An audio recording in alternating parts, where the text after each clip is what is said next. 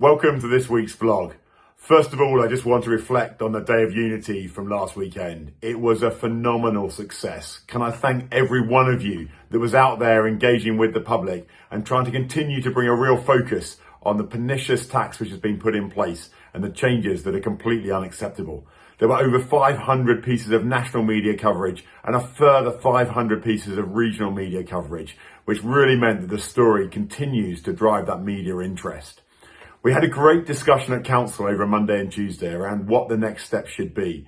We've decided we're going to have a campaign moment at our NFU conference on the 25th of February, taking the campaign to Westminster again in a very targeted way that will hopefully have a really powerful impact. More details about that next week. Anyone that wants to, there's still a few tickets available for our conference on the 25th of February. You'd be very welcome. Would be great to see you there. It was Council at its best taking those decisions, and it's really important throughout this that we're thinking about how do we get those MPs engaged and how do we make sure that they're willing to take their discussions to the Chancellor? How do we keep the public support and how do we try and maintain a united industry?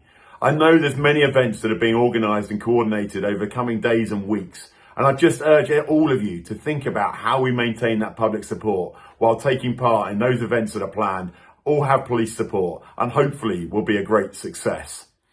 I'd like to hand over to Rachel, who's just going to reflect on a really exciting piece of work that we're launching in the education field. Hi, it's been a heck of a week, 2 days at Council in Stoneleigh where we had Alan Lovell speaking to members. He was able to stay with us for the entire day, so I was able to have a one-to-one. Local members met him, then he came to Council and had dinner with us too, which I hope was really, really useful for members. I was chairing a panel at the Fenland Soil Conference where we were talking about the fens, food production there, re-wetting the peatland, that good old discussion about is this the right thing to do in such a productive area or isn't it? I don't know.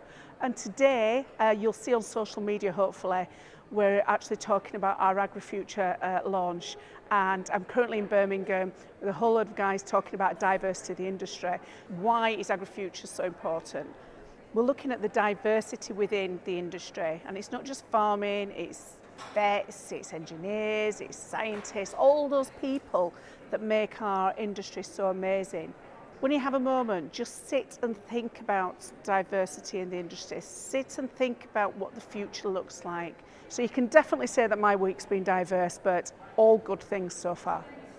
I'm sure that many of you will have seen that DEFRA have published the long-awaited consultation on the land use framework. Now, this is a really important piece of work because it sets the direction of travel for the next decade and beyond.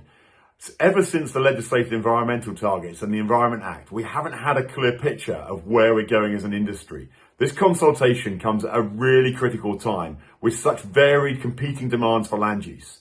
The line in the Labour manifesto, food security is national security, should be a crucial element of driving what we need from future land use strategy.